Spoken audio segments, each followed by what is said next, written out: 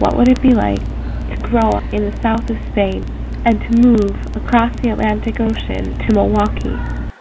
Well, Senor Hurtado, the new Spanish teacher, did just that. Well, I grew up in Spain, in the south of Spain, border Morocco, Gibraltar Strait. So I asked, how did you end up in Milwaukee? That's a long story. That's a long story.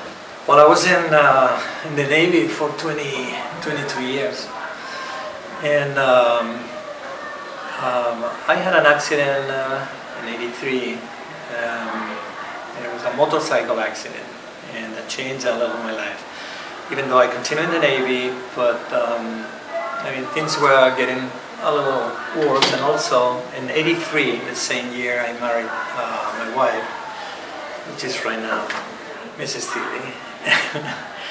Mrs. Thiele, the new librarian, is his wife. I was going to get married where my mom and dad got married in Spain, in my mom's hometown, but due to the accident, we got married in a military hospital in the chapel.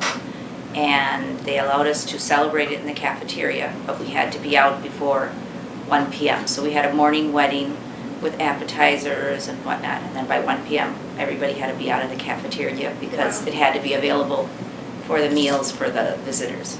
And I decided to retire because I was able to retire from disability due to the injuries. And as a lieutenant commander, I retired as a lieutenant commander for disability in the Navy. And we decided to go to the United States and start a new life. It was pretty difficult. He had studied when he was in high school and college. He had studied French was his foreign language because it's mandatory over in Europe that you study a foreign language. And in his time, French was normally the ones that the Spaniards study. So he knew no English. He didn't need to know English because we never thought he was going to live here, and I spoke Spanish. So when he first got here, it was pretty difficult. He went to the community college to learn English in the ESL program. And there he learned quite a bit. And then the backup was me. Although Mr. Hurtado is a long way from home, he still keeps up with some aspects of Spanish culture. For instance, the Spanish national soccer team. National soccer team. It's called. And I told my students that because Spain won this World Cup, every Friday they're gonna watch the goal. So every Friday I put the goal that gave us the victory. He also sometimes plays Spanish music for his classes.